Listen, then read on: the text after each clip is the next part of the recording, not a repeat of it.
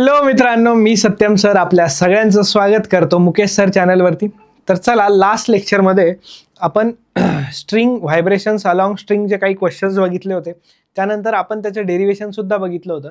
आपण त्याचाच थोडासा एक्सटेंडेड पार्ट बघणार आहोत. जास्त काही डिफिकल्ट नाही आहे, पार्ट सिम्पलच आहे. बघा काय म्हटलं याच्यात, बघा आता.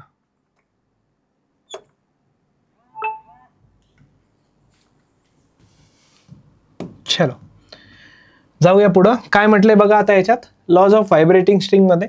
आता लॉज ऑफ व्हायब्रेटिंग स्ट्रिंग वरती जाण्याआधी बेसिक आपला fundamental frequency of vibrating string किती असती?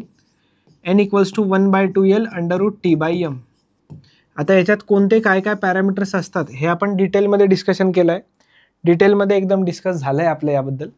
तर आता बघा किती पॅरामीटर्स आहे या फॉर्म्युल्यामध्ये. या फॉर्म्युल्यामध्ये बेसिकली 3 पॅरामीटर्स आहेत. लेंथ आहे, टी आहे आणि टेन्शन आहे आणि लिनियर डेन्सिटी आहे. ठीक आहे. तर पहिला आहे तुमचा law of length.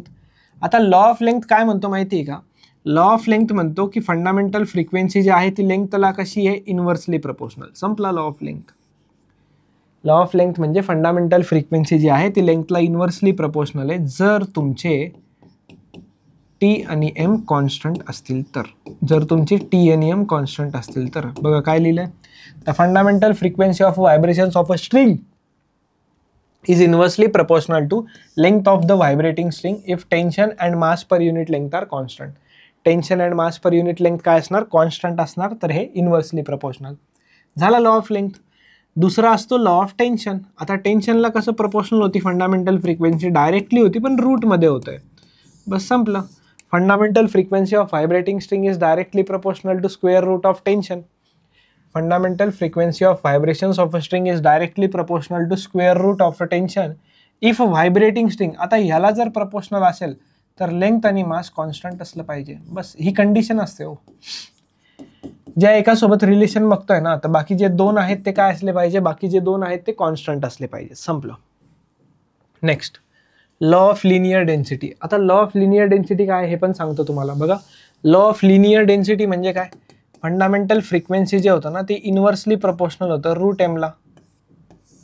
Fundamental frequency काय होतं? इन्व्हर्सली प्रपोर्शनल होतं रूट एमला. संपला. Fundamental frequency of vibrations of a string is inversely proportional to square root of the mass per unit length जेव्हा बाकी 2 कॉन्स्टंट असतील. म्हणजे लेंथ आणि टेन्शन काय असतील? लेंथ आणि टेन्शन कॉन्स्टंट असतील. संपलं. कळालं? झालं ना. हेच 3 लॉज आहेत आणि हे खूप वेळेस विचारले जातात बोर्ड्समध्ये. सिंपल 3 लॉज होते हे आपले. नेक्स्ट, आता आपण एक्झाम्पल वरती जाऊया. 6.8 एक्झाम्पल काय म्हणताय बघा. Just weight.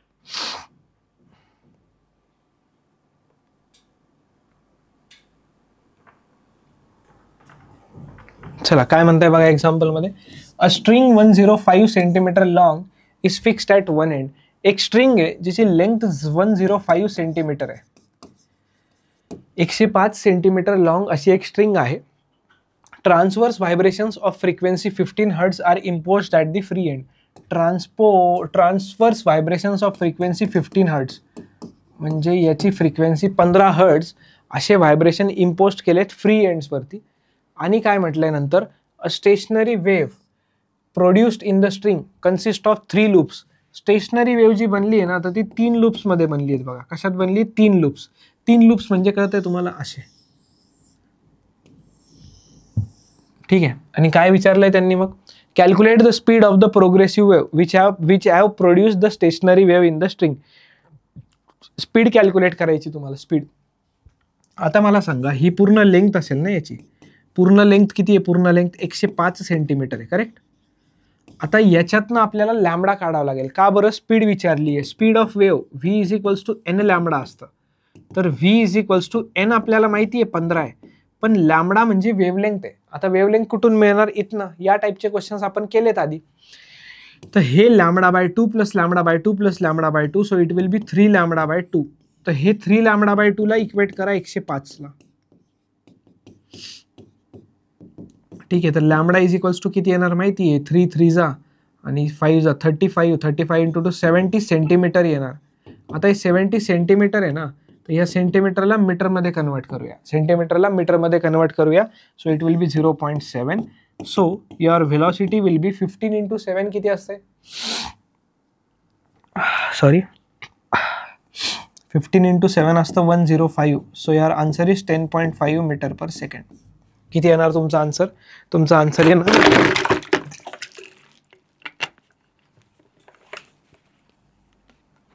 10.5 metre per second. ठीक आहे, इथपर्यंत क्लिअर आहे तुम्हाला? ठीक आहे, जस्ट वेट. इथं पाणी सांडलंय थोडंसं, जस्ट वेट. ठीक आहे,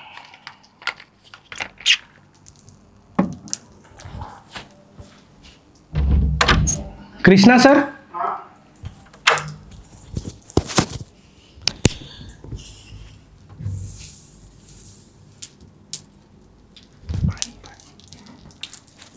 चलो ठीक आहे, आपण पुढे जाऊयात. Just weight a second. ठीक आहे,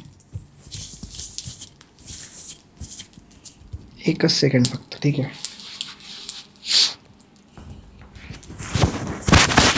तर चला पुढचा क्वेश्चन बघूया आपण.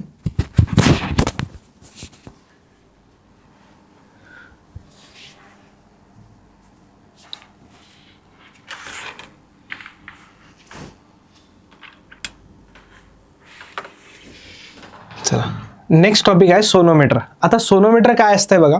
सोनोमीटर म्हणजे काही डिफिकल्ट नाही आहे. सोनोमीटर म्हणजे व्हायब्रेशन जे स्ट्रिंगचे आपण बघितले ना त्याच्याशीच रिलेटेड आहे. आता एक फॉर्म्युला आपण बघितला होता आत्ता बघा, n is equals to 1/2L √T/m. काय असतंय? n is equals to 1/2L √T/m. Correct आहे? या फॉर्म्युल्यात काहीच डाऊट नाही तुम्हाला? ठीक आहे, आता बघा या फॉर्म्युल्यावरती काय करायचं आहे. आता आपल्याला या फॉर्म्युल्यानुसारच सोनोमीटर एक्सपेरिमेंटचं प्रूफ वगैरे द्यायचे लॉसचे. कसं बघा, सोनोमीटर म्हणजे एक वुडन बॉक्स असतो, त्याला आपण साऊंड बॉक्स पण म्हणतो. त्या वुडन बॉक्सवरती काय केलेलं असतं की इथं असे एक ट्रायंग्युलर प्लेट्स लावलेले असतात आणि त्याच्यावरती एक वायर स्ट्रेच करून लावले जाते. ट्रायंग्युलर प्लेट्स लावलेले असतात आणि त्याच्यावरती एक वायर स्ट्रेच करून लावलेली असते. या वायर्सला इकडून वेट्स अटॅच केलेले असतात. या वायर्सला काय केलेलं असतं, इकडून वेट्स अटॅच केलेले असतात. ते वेट्स अटॅच केल्यामुळे याच्यात टेन्शन येतं आणि टेन्शन आल्यावरती काय करता येतं, एक ट्युनिंग फॉर्क नावाचं इन्स्ट्रुमेंट असतं. बघितलं असेल तुम्ही लॅब्स वगैरेमध्ये, एक्सपेरिमेंट्समध्ये. ट्युनिंग फॉर्क नावाच्या इन्स्ट्रुमेंटनी इथं व्हायब्रेशन्स दिले जातात, तर ही स्ट्रिंग व्हायब्रेट करते. बस, स्ट्रिंगनी व्हायब्रेट केलं म्हणजे काय जनरेट झाली? फ्रिक्वेन्सी जनरेट झाली. स्ट्रिंगनी व्हायब्रेट केलं म्हणजे काय जनरेट झालंय? फ्रिक्वेन्सी जनरेट झाली. क्लिअर? क्लिअर आहे का?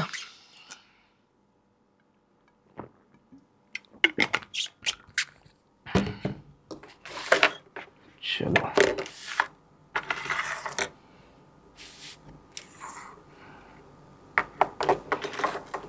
ठीक आहे. चलो, नेक्स्ट काय असतं बघा याच्यात. नेक्स्ट असतं verification, verify first law of vibrating string. आता first law of vibrating string म्हणजे कोणता लॉ? फर्स्ट लॉ म्हणजे लेंथचा लॉ असतो ना. बघा आता लेंथवाला लॉ काय होता आपल्याला? Just a second. ठीक आहे, लेंथवाला लॉ काय होता आपल्याला ते सांगतो मी तुम्हाला. लेंथवाला लॉ असा होता की एन जे होतं ते इन्व्हर्सली प्रपोर्शनल होतं एलला. बरोबर? एन हे इन्व्हर्सली प्रपोर्शनल होतं एलला. तर आता जर इथं प्रपोर्शनॅलिटी कॉन्स्टंट सरकवायचं असेल तर ही प्रपोर्शनॅलिटी कॉन्स्टंट सरकवल्यावर इथं एक कॉन्स्टंट द्यावा लागेल. तर म्हणजे मी इथं लिहू शकतो ना एन इंटू एल काय असतं? कॉन्स्टंट. काय लिहू शकतो मी याला? एन इंटू एल कॉन्स्टंट असते. बरोबर? आता हा पहिला लॉ होता ना आपला. हा कोणता लॉ होता? आपला पहिला लॉ होता. मला सांगा एन इंटू एल कॉन्स्टंट येतं. इथं मी लिहू शकतो N1 L1 is equals to N2 L2. असे कंटिन्युअसली चालत राहील. एन इंटू एल कॉन्स्टंट म्हणजे एन आणि एल कॉन्स्टंट नाही आहेत, एन आणि एलचा प्रोडक्ट कॉन्स्टंट आहे. काय अर्थ आहे याचा? एन आणि एलचा प्रोडक्ट कॉन्स्टंट आहे असा त्याचा अर्थ होतो. क्लिअर? कळलं? चला पुढे जाऊयात. Next, verify second law. Second law verify करायचा आहे आता आपल्याला. सेकंड लॉ कसा व्हेरीफाय करणार? जस्ट एक सेकंड. ठीक आहे, चलो. सेकंड लॉ काय होता आपला? सेकंड लॉ होता आपला लॉ ऑफ टेन्शन. तर N is directly proportional to root of T. N is directly proportional to root of T. बरोबर? तर आता याला परत प्रोपोर्शनॅलिटी साईन काढायला N equals to C under root T लिहावं लागेल. याला आपण लिहू शकतो एन बाय रूट टी काय आहे? कॉन्स्टंट आहे. काय म्हणू शकतो याला? याला आपण म्हणू शकतो N by root T constant आहे. आता मला सांगा एन बाय रूट टी कॉन्स्टंटचा अर्थ झाला N1 by under root T1 is equals to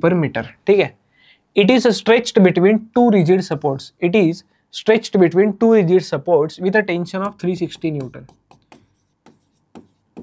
360 newton अशा टेन्शनच्या मध्ये दोन रिजिड सपोर्टमध्ये स्ट्रेच केलाय. The wire resonates at a frequency of 420 hertz. Wire resonate करते फ्रिक्वेन्सी ऑफ 420 हर्ट्सला and 490 hertz. Okay. In two successive modes find the length of wire. दोन सक्सेसिव्ह मोडमध्ये ती व्हायब्रेट करते. याच्यात दोन सक्सेसिव्ह मोडमध्ये काय करते, व्हायब्रेट करते याच्यात.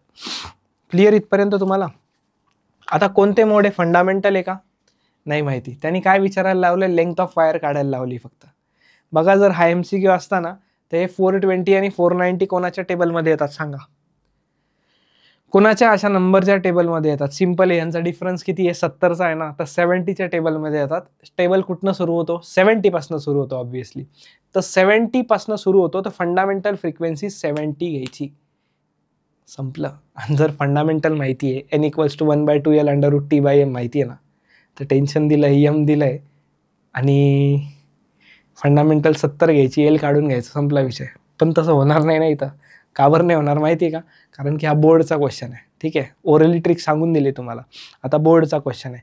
ॲज्युम करावं लागेल पीथ ओव्हरटोनमध्ये, ॲज्युम करावं लागेल पीथ ओव्हरटोनमध्ये फ्रिक्वेन्सी होती 420 हर्ट्स आणि त्यांनी काय म्हटलं आहे, wire resonates at a frequency. Resonate करते म्हणजे P असेल आणि P+1 जो असेल ना, लगेच त्याची फ्रिक्वेन्सी घेणार 490 हर्ट्स. एकाची पहिल्याची 420 घेतली तर दुसऱ्याची लगेच किती घेतली, 490. आता फंडामेंटल फ्रिक्वेन्सीचा फॉर्म्युला काय होता आपला, किंवा पीथ ओव्हरटोनचा काय फॉर्म्युला होता, यांना पीथ ओव्हरटोनचा फॉर्म्युला आठवतो का तुम्हाला? पीथ ओव्हरटोनच्या फॉर्म्युलाला P मल्टिप्लाय करून टाका, P मल्टिप्लाय करून टाका. ठीक आहे. पीथ जर असेल तर P × 1/2L √T/m आणि P+1 जो असेल ना, तर P+1ला आपण इथं लिहिणार P+1 × 1/2L √T/m. कळलं तुम्हाला? आधी Pची व्हॅल्यू कॅल्क्युलेट करून घ्या, मग संपला विषय. आता याला डिवाइड करून टाकू आपण. याला काय करू, डिवाइड करू. NP म्हणजे किती घेणार आपण, NP म्हणजे आपण घेणार 420, ह्याला घेणार 490 = इथं राहणार P × 1/2L √T/m divided by इथं असणार P+1. आता हे चेंज नसतं होत ना, लेंथ थोडी चेंज होणार आहे वायरची, हे चेंज होतच नसतं. क्रॉस मल्टिप्लाय करण्याआधी 0 0 कॅन्सल, 7 6 42, 7 7 49, क्रॉस मल्टिप्लाय करा. 6P + 1 = 7P. चुकलं 6P + 6 ना, 6P + 6. हां, हे तिकडे गेलं तर Pची व्हॅल्यू किती मिळाली तुम्हाला, 6. अरे आधीच म्हटलं ना 6वा नंबर असणार याचा, 6ने मल्टिप्लाय करायचा असणार. आता Pची व्हॅल्यू 6 पुट करा. NP = काय फॉर्म्युला आहे, P × 1/2L. अरे खूप सिंपल रे बाबा, खूप सिंपल आहे. NP किती घेणार, 420. P किती घेणार, 6. आता मला सांगा हे 70 येणार नाही का, मी किती म्हटलो तुम्हाला, 70 घ्या म्हटलं. 2 × L कॅल्क्युलेट करायचं. T 360 डिवायडेड बाय एम असणार 4 × 10⁻³ सिम्पलशी गोष्ट आहे. हे येणार 3 आणि हे येणार 14 140. So L is equals to 1 divided by 140. L इकडे गेला 140 इकडे आला. नेक्स्ट 360/4. 360/4 किती असतं? 360/4 येणार तुमचं 90 × 10⁻³ म्हणजे 1230. ठीक आहे, 1230 कळालं? सिम्पल आहे. हे होणार तुमचं 3 आणि हे 300. हे झालं तुमचं 14000 कॅन्सल, 00 कॅन्सल. हे तुमचं होणार 15/7. हां 15/7. 15/7 म्हणजे तुमचं येणार 2.142 मीटर. लेंथ येणार वायरची 2.142 मीटर. संपलं संपलं भाई, संपलं संपलं संपलं.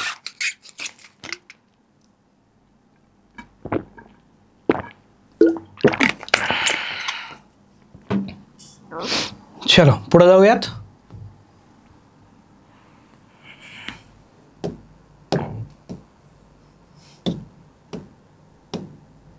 हां नेक्स्ट बघा. नेक्स्ट क्वेश्चन मध्ये काय म्हटलंय 14 नंबरचा.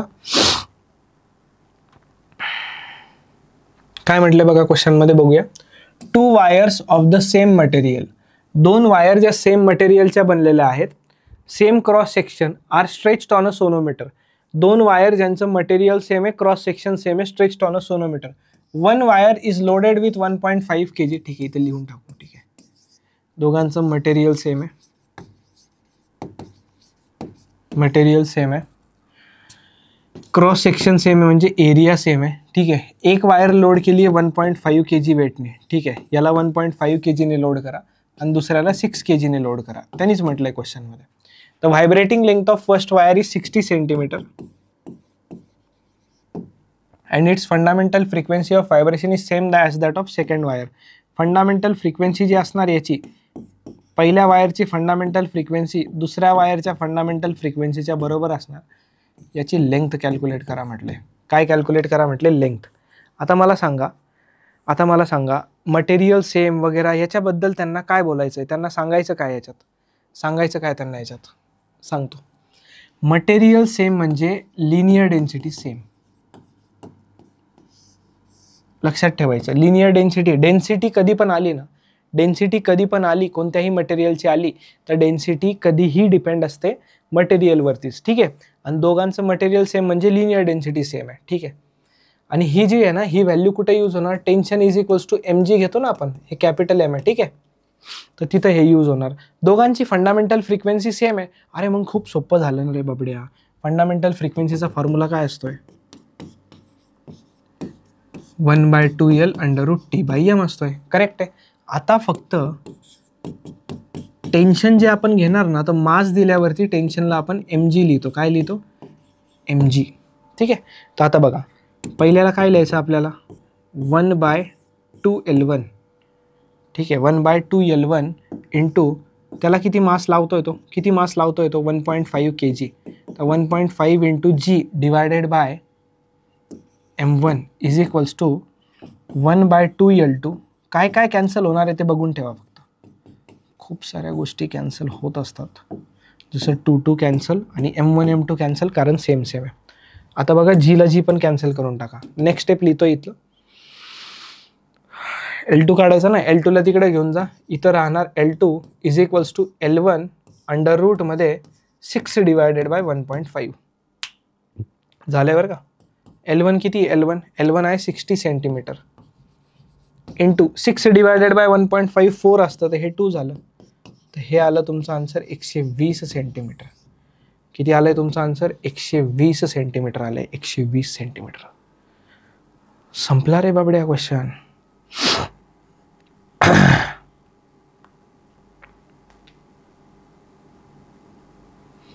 क्वेश्चन संपला आहे. जस्ट आन्सर चेक करतोय मी. येस करेक्ट आहे. सॉरी, थोडंसं सर्दी वगैरे असल्यामुळे थोडा त्रास होईल तुम्हाला. ठीक आहे, कळालंय? संपला क्वेश्चन.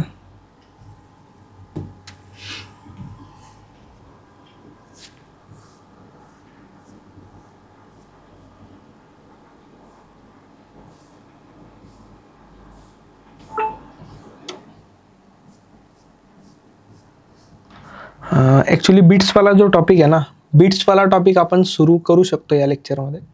बट प्रॉब्लेम असा आहे बीट्सवाला टॉपिक सुरू करायला की तो पूर्ण डेरिवेशन संपून जाईल याचं, पण क्वेश्चन्स नाही होणार. सो आपण एक लास्ट लेक्चर लागेल या चॅप्टरला, एक लास्ट लेक्चर राहील पुढचं. बाकी हा चॅप्टर पूर्णपणे संपला आहे तुमचा, पूर्णपणे संपला आहे हा चॅप्टर तुमचा. एक लास्ट लेक्चर राहील, त्यात आपण बीट्सचे क्वेश्चन सहित हा चॅप्टर संपून टाकूया. ठीक आहे. आता याच्यावरती आपण क्वेश्चन्स बघितले लॉज वगैरेवरती. बाकी आपण नेक्स्ट लेक्चरला कंटिन्यू करूयात. चला, तर होप्स तुम्हाला ह्या लेक्चरमध्ये मजा आली असणार आहे, कॉन्सेप्ट क्लिअर झाले असणार आहे. तर चला, मी सत्यम भंडारी इथेच थांबतो. आपण भेटूया पुढच्या लेक्चरमध्ये. सो टिल देन वाचत राहा, रिवाईज करत राहा. Bye bye, take care.